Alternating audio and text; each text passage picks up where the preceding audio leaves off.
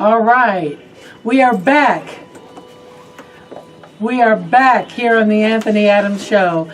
I'm filling in for Anthony Adams today. My colleague is taking care of some outside business. I'm Charlene Mitchell, and we thank the Wayne County Sheriff for being here, and Mark, along with his recruiter, talking about the activities at the Wayne County Sheriff's Office.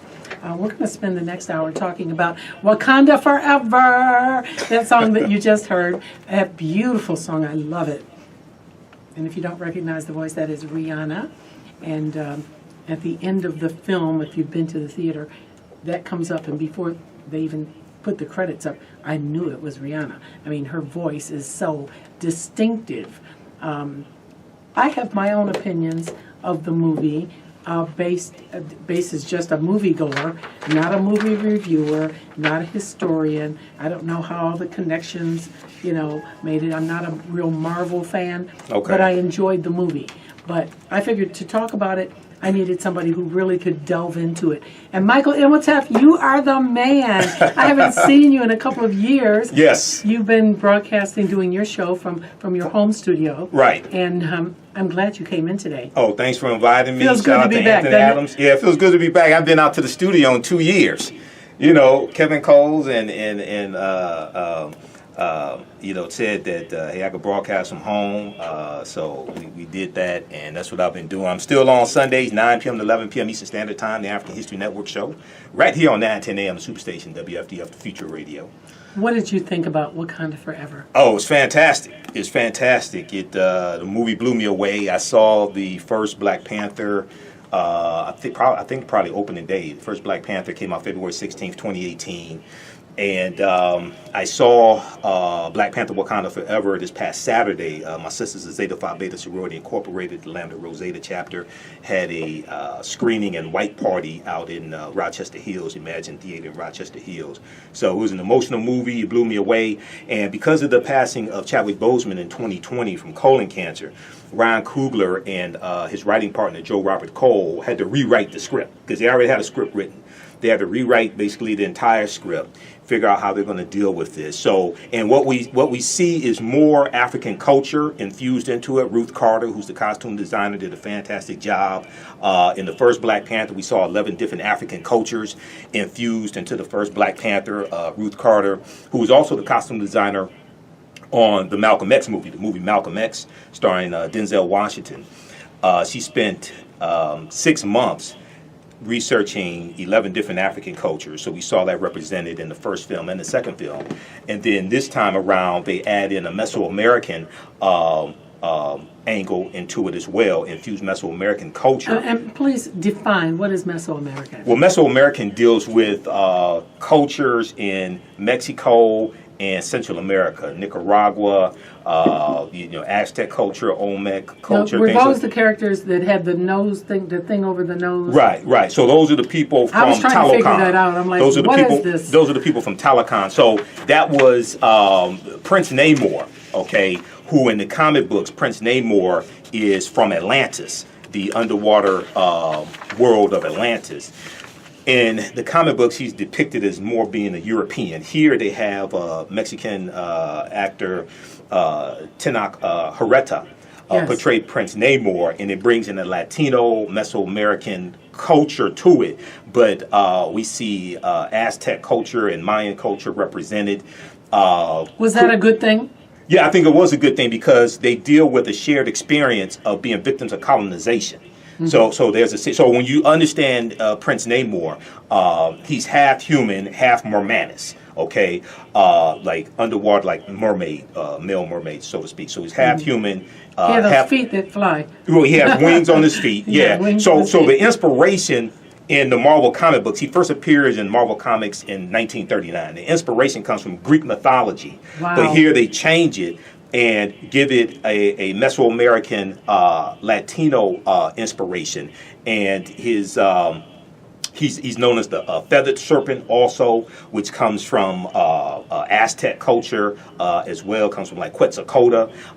It comes from Mayan culture also. But see, you understand all this. A person like me that goes in and I'm a moviegoer occasionally. Sure. I'm not a Marvel comic book follower, but I had to see this movie. I saw the first one. Right. And of course, you kind of get pulled into it because I knew I wanted to talk about it, so I had to see it. But I didn't get everything that you're talking about. In fact, I was sitting there like, well, why are they doing this and why are they doing that and who's this and who are these people? It was very. I think I'd have to see it again. Yeah, you have to see it again. I'm going to see it again as well. You have to see it again. There's more. And it's 2.5 hours. There's more to see. Well, it's 161 minutes, almost 3 hours. Yeah, it's the longest Marvel movie, number one. And I've been doing a lot of research on it because I'm doing a presentation this weekend, this Saturday, dealing with the film also and breaking down the film as well. But one of the things they deal with is a shared history of being victims of colonization. Yes. Okay, Africans being victims of colonization, and as well as the underwater world of Talokan, so in the comic books it's Atlantis. Okay. Here they changed it and deal with that. So these are fictitious names. These are fictitious. Talokan is not a real place. Talokan is not a real place, but Talokan is that's a word that comes from the Mesoamerican culture as well. So we see this influence coming from these cultures, coming from their spiritual systems, coming from myth, etc. And then even the hand symbol that we see Prince Namor do and the people, the Talokaneals, the people of Talokan. That is inspired by Mesoamerican culture, and it's a serpent opening its mouth. So the Latino actors on the film said that they wanted a symbol that is as powerful as the Wakandan salute. Okay, so the Wakandan salute, number one, people, when you do the Wakandan salute, is always right over left, right arm over left. It's never left arm over right. I don't think people know that. They just, well, that's why you got me on the show. Yeah. That comes from the position of the Nasubitis, the pharaohs, when they're in the sarcophagi, the painted coffins. That's a symbol of power. Left. It's always right over left. And when you see it in the movie, 99.9% of the time, the people do it right over left. Now, you may see an extra who showed up late one day and didn't get the memo, and they do left over right, but it's right over left. And that's inspired from ancient Kemet, ancient Egypt. Kemet's one of the original names for Egypt, land of the blacks. So it comes from that. So we see these different African influences all throughout the film, Black Panther. The Panther deity, Bast, comes from Bastet, which is a neter, or a goddess coming from ancient Kemet, okay, a goddess of warfare. Originally, it was depicted as like a lioness head, but then later it's a cat's head on a woman's body. Yes. This is where this comes from, and it's important for people to understand. Wakanda is, even though it's a fictitious place somewhere in Central East Africa, somewhere around Rwanda, Uganda. Wakanda is a real word. Wakanda, we see it in the Omaha Ponca and Sioux Indian Native American languages. Wakanda means possesses secret powers. We also see it in the Osage language as well. There are schools, like in Nebraska, named Wakanda. In Wisconsin, there's a Wakanda water park. Wisconsin? Yeah. Of all places. Yeah. Well, so people have to understand, before I did my first lecture on the film Black Panther, I did 2 to 3 months of research on the film back in 2018. So I read over 100 articles on the film and the comic book. I bought a book that dealt with the 52-year history of the Black Panther comic book and the Black Panther character, because you have to understand the movie, you have to understand the Marvel comic universe. And which I did not. And at the time, I've been studying history 30 years now. At the time, I've been studying history, 26 years. I mean, this is your thing. But I knew, even though I'm a historian, I knew I was not qualified to speak intelligently on the film without doing extensive research. Now, let me put this very politely.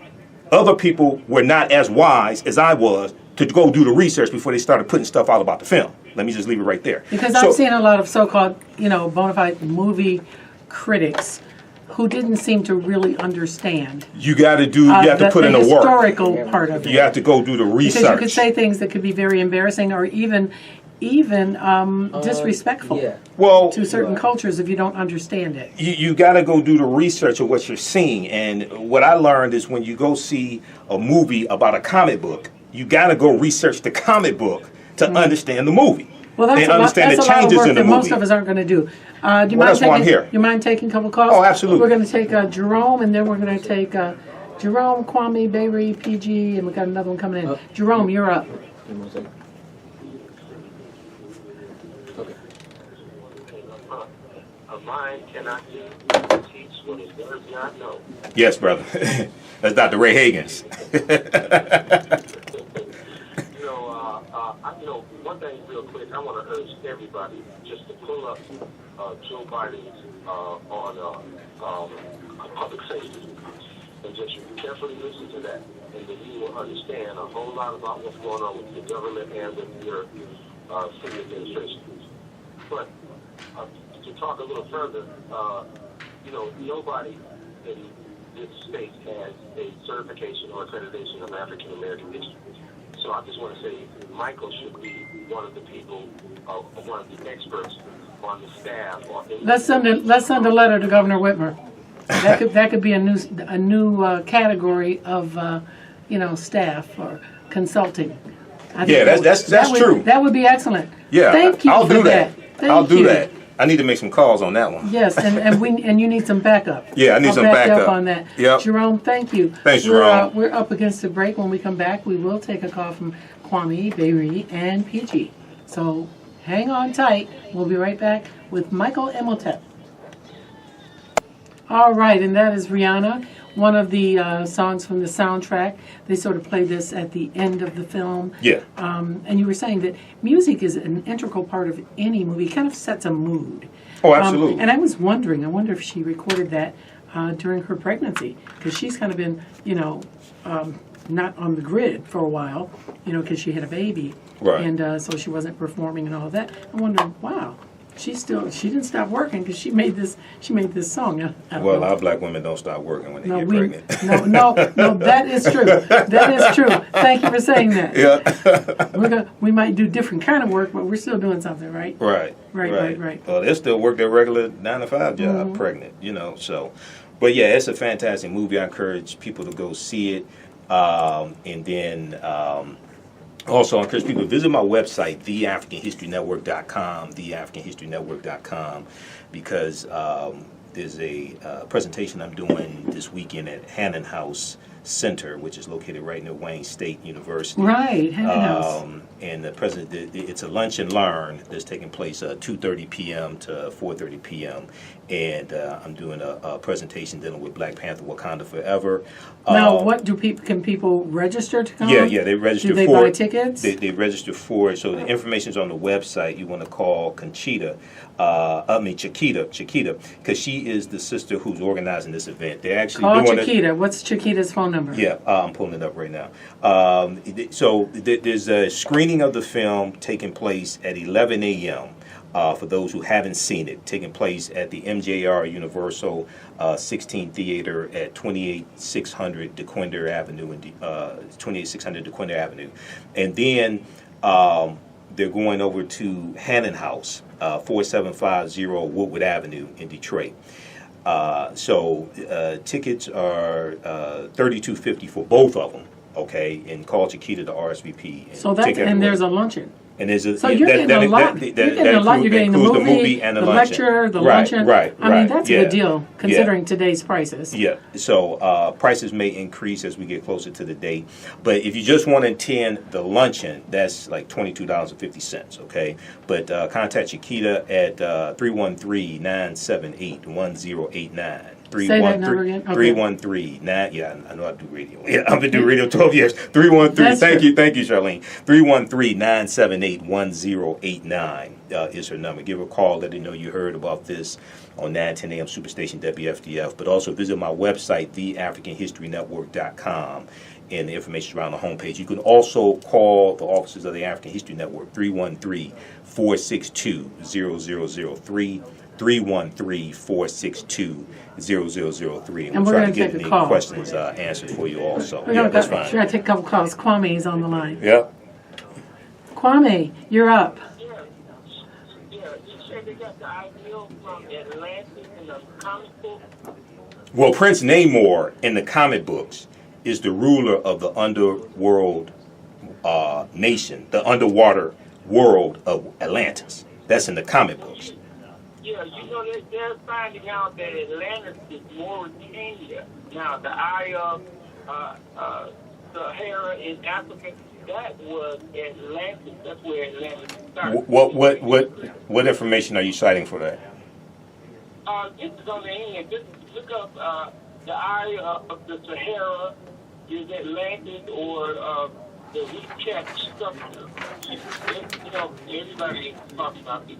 But KC, see, we got Atlas downtown. That is an African leader. Who? And the Atlas that you got in front of the city county building. Okay, you talking about the Spirit of Detroit? Yeah. That is an African leader. That comes from Mauritania. They got two sets of Atlas Mountains, and both of them are in Africa. Okay. I know Dr. David Imhotep, who's a friend of mine, who wrote the book "The First Americans Were Africans: Documented Evidence." I know he's done research on Atlantis, and he's talked about how Atlantis was real. I haven't been able to review that information, so I don't deal with that yet. I can call him, but I know he has information on that. But in the comic book, the submariner Prince Namor was introduced in 1939, and in the comic books, there's a Greek mythology influence into his character, into the underwater world of Atlantis. This stuff is heavy. You really got to understand it. But you know, those superpowers, see, Atlantis had all the electrical devices that we have today and more. That's how they were destroyed, actually. But that is very real. That's no illusion. Right. What was the source you're citing for that information once again? The recheck structure or the eye of the Sahara is Atlantis. You can get it off the institute. All right. Well, if anybody can find it, it's Michael Imhotep. He'll find it. He is the ultimate historian. Well, I call some of my teachers. I call some of my scholars. You'll call somebody. We're going to take a call from PG. Welcome back, PG. Thank you so much. I listened to your show, and your show is so amazing. The African History Network show? Yes. Oh, thank you. You cover everything. What I like about what you're presenting today is two things. Mm-hmm. You're looking at, or what I hear you presenting, you're presenting the black narrative, but how our black narrative does intersect with the Mexican and the Egyptian culture. It does all intersect. Right. The question that I have for you is, when we talk about black excellence, tell me what black excellence means to you. Because when I saw the first Black Panther, I saw black excellence in terms of us taking responsibility for how we live, our behavior, and what we do in a positive frame to build our culture. If a person were to say that we should be accountable for our behavior, with your expertise, does it seem like a black person would hate their race because they want our people to be excellent with our behavior and stop doing things that bring attention to us in the breaking the laws or with law enforcement? Right. So much for all that you offer. Okay, thanks. And be sure to come out this Saturday to my presentation in Haddon House also. I just might surprise you and do that. Okay. In the Silver Fox, we support a lot of events. Okay, so black excellence, basically my understanding of it, and it's not a term I use a whole lot, but black excellence is basically a mindset backed up by actions that deal with excellent displays of leadership, excellent displays of African Americans doing great things, achieving great things, etc. It's focused on being positive, okay? Being excellent in what you do, excellent in what you achieve, etc. It's similar probably to Black Girl Magic, okay? And Black Girl Magic, to me, is similar to Wakanda in understanding Wakanda and what it means, because Wakanda means possesses secret powers, and African people are are powerful. African people are magical. Black women are magic, and we know African people are the mothers and fathers of civilization. Also, I didn't get a chance to say Wakanda is also a Key Congo word as well. Okay, so it's one of the Bantu languages. In Key Congo, it's in reference to family. Okay, so the word Wakanda is a very powerful word. So even though it's a fictitious movie, we see it references African history, African culture, African spiritual systems, but also now they bring in the Mesoamerican, Latino, Native American, Mexican angle to it as well, and deal with that. And there's a shared history of colonization, especially by the Spanish, because we see this depicted in the film, and we see we see Mexico colonized by Spain. We see Panama, Honduras, all of that, Hispaniola, conquered by Christopher Columbus on behalf of the Spanish crown. Okay, and we know that the Spanish were the second ones involved in the transatlantic slave trade also. So we'll deal with this on the other side of the break. All right. And you know what that music means. I know what it means. We'll be right back with Bayri and Michael. And we are back. We're back. You're listening to the Anthony Adams Show. And no, I'm not Anthony Adams.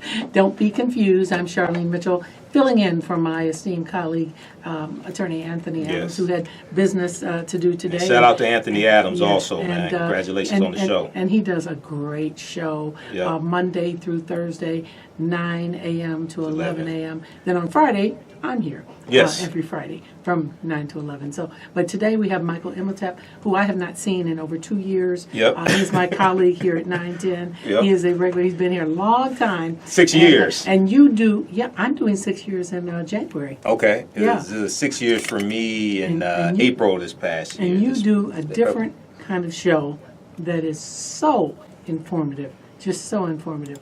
Thank you. I want to ask you, well, we're going to try to take another. Is Michael still on? Did we already take Michael? I think it's a different Michael. A different Michael. Michael, you're up. Hey, hello there. Thanks for taking my call. But I got to ask you about Michael Imhotep. You said something about Atlantis. When I heard about Atlantis, I remember Parliament Funkadelic when they played that for a minute. With Atlantis and Parliament Funkadelic, I don't remember the connection. But what you see in Black Panther is Afrofuturism. Okay, now Afrofuturism is where African culture meets science fiction and fantasy. And oftentimes it can be a reinterpretation of African culture or historical events, things like this. This is Afrofuturism. And you see science fiction, technology incorporated. Now, one of the early pioneers of Afrofuturism would be George Clinton and the P-Funk All-Stars, as well as Sun Ra, even before the term Afrofuturism was coined. Way back. Even before the term Afrofuturism was coined. And you had George Clinton with the mothership coming down, which is probably in reference to the Dogon of Mali and Burkina Faso, who were originally in ancient Kemet, ancient Egypt. So the Atlantis reference, I'm not familiar with that, but I am familiar with the mothership thing and things like this. So we see that influence with George Clinton also. So Afrofuturism is very deep.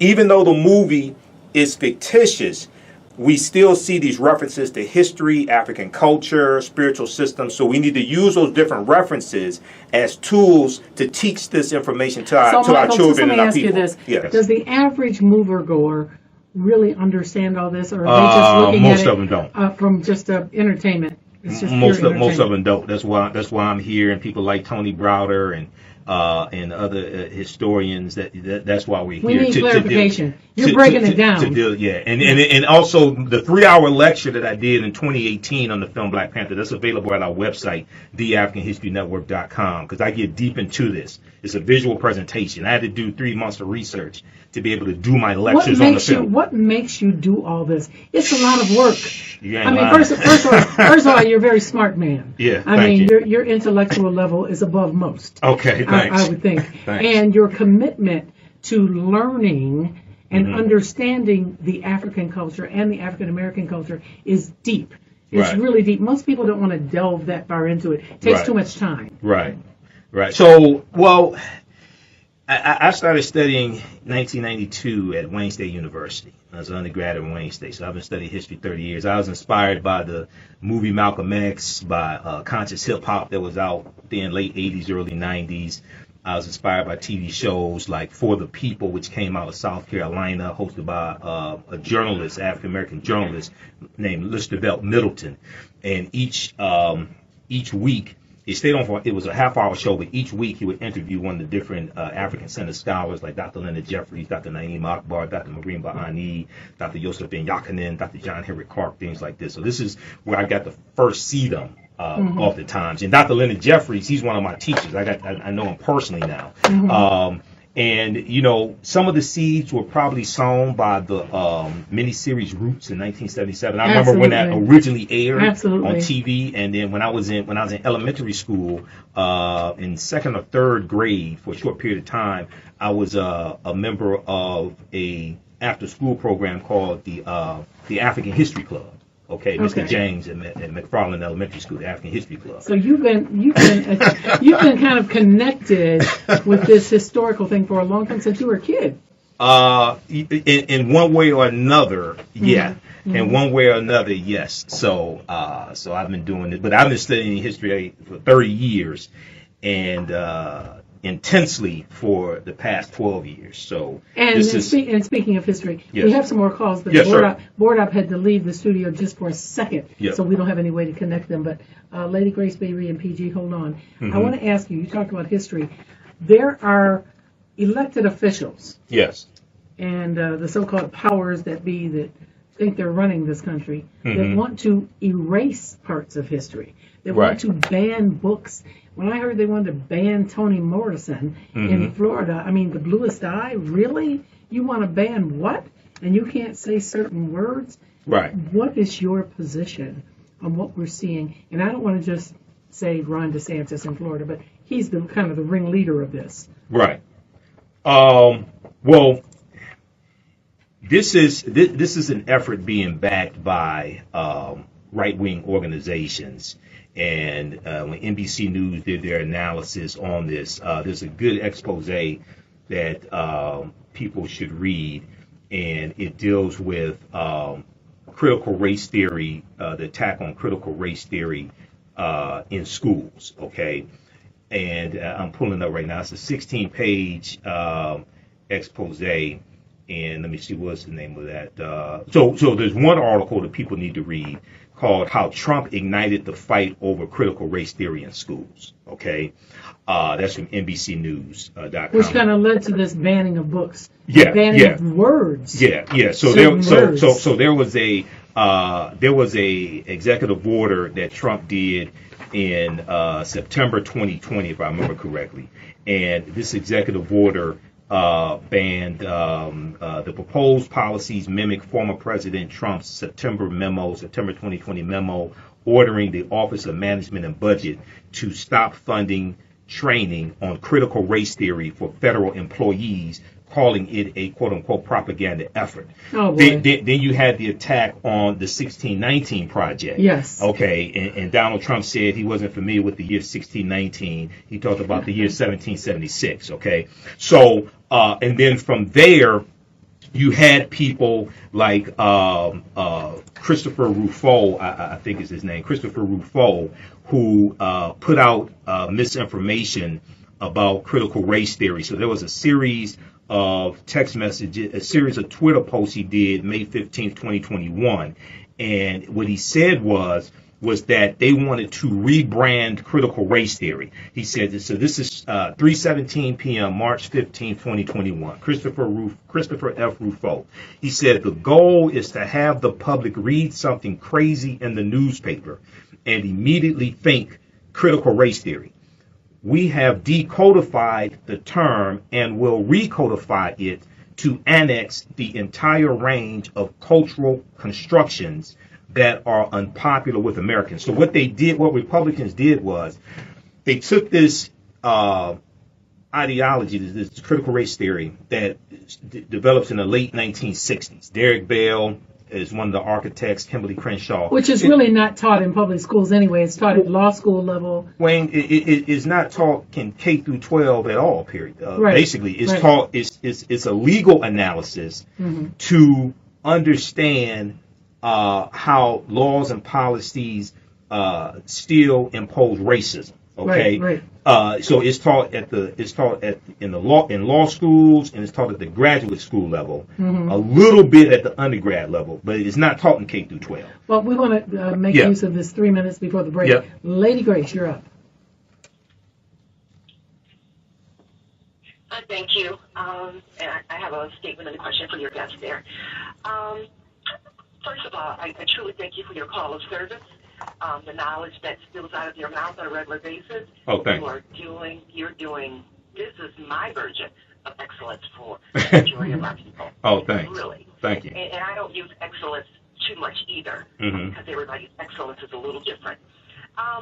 Did you actually apply for the fictitious task force at the city council about the reparations? Did you apply for that? That's one question. Did I apply to be on the task force? Yes. No, I didn't apply. Some people ask me to be on the task force. My hands are full with what I'm doing, and I can't. I don't have the time. I can't do it. But they should have reached out to you. You should have been appointed and paid, literally. Right. I'm going to say this on a national level. If something like this comes about, would you be willing to sit on a panel and help draft this whole changing thing? Well, he has a national platform because you're on Roland Martin. I'm on Roland Martin's show on Fridays. I'm a panelist. Yes. So here's the deal, my sister. And this came up on Faraji Muhammad's show yesterday on the Black Star on Roland's network. And I talked about this last Friday on Roland's show. I'm all for repairing the damage of 246 years of slavery and decades of Jim Crow segregation and redlining and things like this and systemic racism. I'm all for that. Now, my concept as a historian and someone who's also a political commentator, also understands politics and law. First of all, reparations, the root concept means repairing the damage of a harm that was done. Okay? To repair means to restore you, to make you whole again. All right. So before we start talking about how to repair the damage, we first have to analyze who African people were and what African people had before the damage was done. Wow. Just trying to give a check. That's heavy. And trying to equate a check to the fact that we didn't get paid, our ancestors didn't get paid for 246 years. That's not reparations. Okay. Wow. You said a mouthful. Yes. We'll be back with our last segment, and we're going to kind of recap. And we're back here. You're listening to the Anthony Adams Show. I'm Charlene Mitchell, filling in for Anthony Adams. The challenge of talk radio, even though we have 2 hours, is the 2 hours goes by so fast because when we invite guests into the studio, we obviously need to give most of the time to the guest. They've come here, they've been invited here for a reason, and we want them to talk. But we also love our listeners, and we like to take the calls. And I guess you can say when the board lights up, that means you're having a good show. But for me, it means I can't take all the calls. So we've got to do a couple things before we take any more calls. So let's make it fast. You have an event coming up. Yes. Tell us about your event. Okay, Saturday, November 19th, there's a screening and there is a lunch and discussion dealing with Black Panther Wakanda Forever. And Sister Chiquita contacted me. She's organizing the event. I'm speaking from 2:30 at the luncheon. It's 2:30 to 4:30 p.m. at Hannon House Center, 4750 Woodward Avenue in Detroit. And then there's a screening of the film at 11 a.m. for those who have not seen the film. It's at MJR Universal 16 Theater, 28600 DeQuinder Avenue. And you can call Chiquita for more information in the RSVP 313-978-1089. 313-978-1089. She'll give you the information on tickets. We also have the information on the homepage of our website, theafricanhistorynetwork.com. theafricanhistorynetwork.com. If you just want to come to the luncheon part, you can do that as well. You can also call us 313. But the luncheon includes the lecture. The luncheon includes the lecture as well that I'm doing. And So when people come to a Michael Imhotep lecture, Mhm. what do they leave with? Oh, well, they're going to leave with a ton of information. You can take notes. I do a visual presentation. Also, I have my lectures on sale there as well. The lecture that I did in 2018 dealing with Black Panther, we'll have that on sale also. So they can really you're gonna educate learn a lot. themselves. Oh, you can educate. We're going to deal with That's what you're about. history. Yeah, we're going to deal with history, culture. We'll deal with the film, break down the film, look at the Mesoamerican influence in it as well. So you're going to learn a lot. But visit our website, theafricanhistorynetwork.com. All the information is there. You can also email us through the website as well. And if you want me to do a presentation for your group or organization, contact me also. We can set that up either virtually or in person, in-state, out-of-state. We can set that up as well. And we want to take a call from Jerome. Good morning.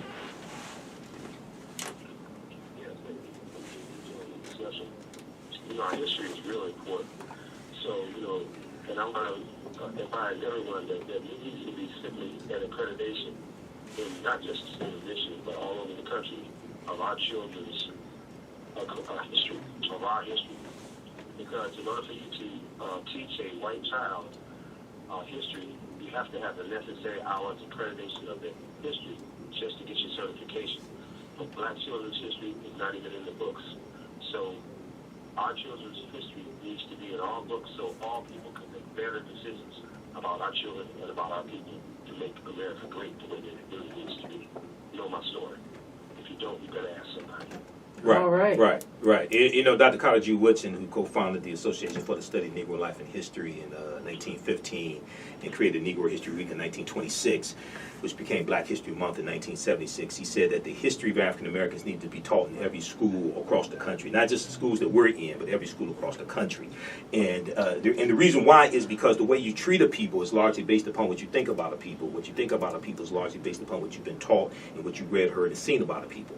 So when you have stereotypes of African Americans, that's allowed to manifest and metastasize because of ignorance, because the correct information has not been presented or presented on a mass level. And Americans are very ignorant of history also. That's extremely important to understand. Americans are very ignorant of history. But ask them about popular culture, and they can tell you every song that's on the Billboard chart Right, and right. everything else. We're going to take another call from Yes. Ms. Jones. We're moving quickly here.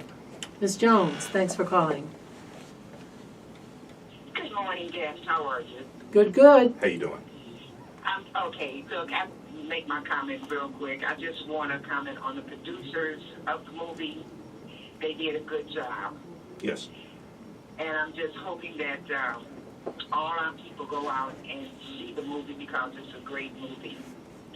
Absolutely. Well, it made $180 million just in the U.S. on opening night, and Well, opening weekend, this past opening weekend, yes. and over $330 million worldwide. Worldwide, yes. Last time I checked. Yeah, it was released in So, 55 countries. That was a lot of money.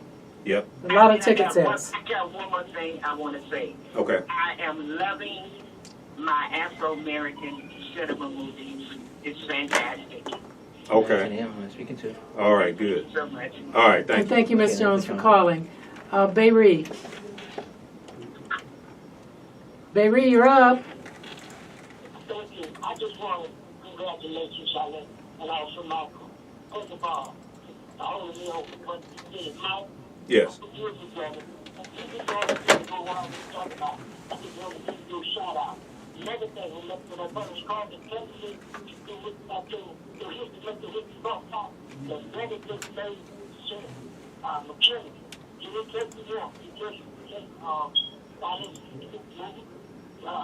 He went better than the last time. He should have said, McKinney. I believe that also, the benefit you were talking to in New York, you don't want to talk about.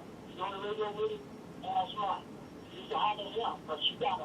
I'm going to back you live now. You got it him. He's from Jersey to my deal with them. I know, you know where I am. You can find Yeah. me there at the youth park. I'm recovering from my sickness. Oh, okay. Well, We'll we want you to well get. soon. We want you to get well. We have about 1 minute. Dorothy, you have about 30 seconds. I hate to give you a short time, but go ahead. That's okay. I'll just kudos to Jerome. He's absolutely right. Because back in the day, I'm older than most of y'all. We had Negro history, European history, and American history in the books, and they took it out. That is very important. That's what we used to have, Negro history. Thank you. All right. We just have a couple of minutes. Yeah. We just had a big election, midterm elections. Sure. What do you think about the results in Michigan and across the country? And then we'll end on A lot of the Herschel results Walker. a lot of the results were fantastic. There was no red wave. I told my listeners, don't listen to the polls. Go out and vote. A lot of the polls were junk polls. We see for the first time in 40 years, Democrats took back control of the state legislature here in Michigan, and we see Governor Gretchen Whitmer, Secretary of State Jocelyn Benson, and State's Attorney General Dana Nessel were reelected. Across the country, Democrats will probably win in Georgia, so they'll end up with 51 Senate seats. That's Well, what we took Nevada and Arizona. Nobody thought it. and I thought they were going to do that. So they may take control of the Senate. It looks like Republicans will have a slim majority in the House. They may end up with 220 House seats. They're going to have a hard time trying to govern with some of this crazy. 45? What about 45? I Well, didn't he watch announced his announcement. he announced I didn't watch it. He didn't get a whole lot of media coverage on this. I'm not certain he's going to get the nomination for Republicans. A lot of them want him to disappear. He might have to just nominate himself or run on his own. Well, we'll see what happens. But Joe Biden will beat him again. If he gets the nomination, Joe Biden will beat him again. All right, Michael Imhotep, I cannot tell you how pleased I am that you came in. Oh, that thanks, you took Charlene. time out of your schedule. Thanks. I know you're busy. And shout out to Anthony Adams. If you want me on the show, contact me, Anthony. I'll definitely come on for you. All righty. And until And thanks to you, tomorrow Charlene. morning, I'll be back tomorrow morning, filling in for Anthony again. And then Friday morning, I'll be back. And Thursday morning, and Thursday night, and Friday morning. So you're going to see a lot of me. Okay. Thank you so much for listening, and have a great day. Hotep, everybody. Hey, this is Michael Imhotep, founder of the African History Network, host of the African History Network show. I'm a talk show host, researcher, lecture writer, and historian. I hope you are enjoying this broadcast that you're watching right now. I wanted to take a couple of minutes and let you know about the online history courses that I teach. So if you like this broadcast that you're watching, you definitely want to register for the online history classes that I teach. We normally teach the classes on Tuesdays and Wednesdays. Our next class of Ancient Kemet, the Moors and the Ma'afa, Understanding the Transatlantic Slave Trade, is going to take place on Thursday, November 17th, 2022, 7 p.m. to 9 p.m. Eastern Standard Time. So if we look at a brief overview of the class, and the class is on sale, the class is on sale $60, regularly $130. Okay, so we have the class discounted right now. And if we look at a brief overview of the class as well, I've been teaching this class since 2017. Okay, and I put together the curriculum for the class. I've been studying history 30 years, and we can't start the study of our history in slavery, even though understanding the transatlantic slave trade is very important. We can't start in slavery. We have to deal with thousands of years of history that lead up to the transatlantic slave trade taking place. We look at the 800-year occupation of Europe by the Africans known as the Moors as well, to understand what leads up to the transatlantic slave trade taking place. Okay, so a brief overview of the class. We can't start studying our history in slavery. Even when we study the transatlantic slave trade, which is important to study, we can't start in 1619 or in the 1440s when the Portuguese get involved in the transatlantic slave trade. We have to understand the history chronologically and deal with the 800-year occupation of Europe by the Africans known as the Moors, who enter into the Iberian Peninsula, today known as Spain and Portugal, who enter into the Iberian Peninsula, today known as Spain and Portugal, from North Africa in 711 AD. This course not only deals with the transatlantic slave trade, but it also deals with thousands of years of history that leads up to the transatlantic slave trade taking place. August 20th, 2019 marked the 400th year anniversary of the 20 and odd Africans who came into Point Comfort in Virginia, August 20th, 1619, on the White Lion pirate ship. And this would later be the colony of Virginia, okay? And when those 20 and odd Africans came in, codified slave laws did not exist in any of the 13 colonies. Codified slave laws don't come to Massachusetts till 1641. They don't come to the Virginia till about 1660 or 1661. Now, this year, 2019, was known as the year of return. The year of return, as many African Americans were reconnecting to Africa and traveling to Ghana and other West African countries. When we discuss the transatlantic slave trade, we have to first understand that African people are the original people of North, Central, and South America and have been in the land we call the United States of America at least 51,700 years. Okay, so we have the information on the homepage of our website. AfricanWork.com, theafricanhistorynetwork.com. We also, so you can register there for it, for the class. And we have a bundle pack where you can register for both classes at a discount. So normally the classes are $130 each. They're on sale right now, $60. So we do the sessions live. All the sessions are archived. They're recorded. You can go back and watch them anytime. And we're going to do at least 10 weeks for these sessions. We may do 11 or 12 just to give us enough to get all the information in. So click right here for register here. You can use a debit card or credit card. We have the bundle pack information here as well. The bundle is on sale, $100. It's regularly $130. Click right here to register here for the bundle. And then the second class that I teach on Tuesdays is From the Civil War to the Civil Rights Movement of Black Power, 1865 to 1968. That next class is going to be on Tuesday, November 22nd. Tuesday, November 22nd, okay? And this class picks up where basically where understanding the transatlantic slave trade leaves off. This is another 10-week online class. And once again, we do the sessions live. All the sessions are archived and recorded. You can go back and watch these classes a year from now, 2 years from now. You'll still have full access to the class. Okay, so with this course here, a brief overview, in the aftermath of the insurrection a year ago, the January 6, 2021 insurrection at the U.S. Capitol building, many leading historians drew parallels between the violence that we saw that day and the Reconstruction era, which was 1865 to 1877.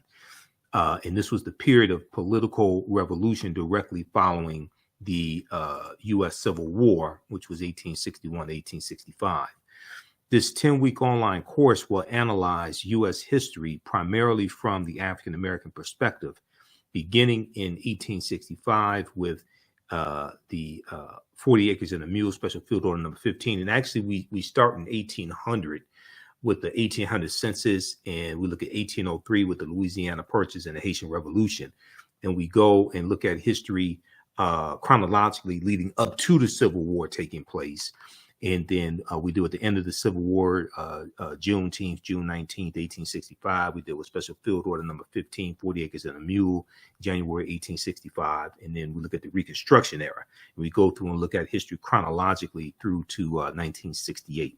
So we'll look at the Reconstruction era, 1865, 1877, the Red Summer of 1919, the year after the Civil War ended. I'm just sorry, the year after World War I ended in 1918, the Red Summer, where you had over 25 major race riots across the country. We look at the Jim Crow era, which is the period of time after Reconstruction ends. We go and look at the 1880s, 1890s, 1900s. We look at the Jim Crow era, and when the Southern states are rewriting their state constitutions to impose poll taxes and literacy tests, like Mississippi State Convention of 1890. We look at World War I, the Great Migration, 1915 to 1970. 6 million African Americans migrate from the South up north and out west. World War II, the Civil Rights Movement, and the Black Power Movement. To understand what happened to us after slavery ended. Okay, what were the laws and policies put in place to put us where we are today, to understand where we need to go from here? Okay, so the second class is from the Civil War to the Civil Rights Movement and Black Power, 1865 to 1968. Okay, it's important to understand the chronology of history to get a better understanding of how we got to where we are now, to understand where we need to go from here. Unfortunately, some of this history is repeating itself. Okay, so we have this available at our website as well, theafricanhistorynetwork.com. Normally the classes are on Tuesdays and Wednesdays. You can share this information with your children. I would say the information is PG-13. It's very visual. I do a PowerPoint presentation with book references, articles, video clips. Usually for the book references, I'll show you the excerpts on the screen. So, and we do the sessions live. All the sessions are archived and recorded. You can go back and watch it anytime. So as soon as you register for the classes, there's content that you can start watching right now. Okay, so hopefully you learn a lot in these classes. Keep watching our broadcast. Keep watching this video that you're watching. And follow us on our Facebook fan page, The African History Network, The African History Network, and our YouTube channel, Michael Imhotep, Imhotep, and Michael Imhotep on Instagram as well. Remember, right now it's correct wrong behavior. It's not over till we win. Wakanda forever. And we'll talk to you next time. Peace. Also, you can also listen to our radio show. You can also listen to our radio show on Sundays, 9 p.m. to 11 p.m. Eastern Standard Time, the African History Network show. We have the information right on the homepage of our website, right at the top. Okay, so we have our social media information, social media handles, and information about the radio show. And you can click right here to listen to audio podcasts of the radio show as well. We're on Sundays, 9 p.m. to 11 p.m. Eastern Standard Time, the African History Network show on 9:10 a.m. Superstation WFDF in Detroit. You can also download the iHeartRadio app and search for 9:10 a.m. WFDF and listen live, or the TuneIn radio app.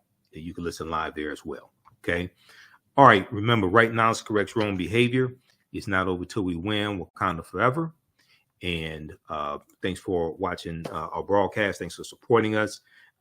Also, if you want to support the African History Network, $, the AHN show through Cash App, $, the AHN show through Cash App, and through PayPal, paypal.me/the AHN show. This helps us keep doing the research, stay on the air, keep broadcasting, pay some of the bills. And we have our Cash App information and social media, our Cash App information and PayPal information right on the homepage of our website also. Okay, so check that out as well. All right, remember, right now it's correct wrong behavior. It's not over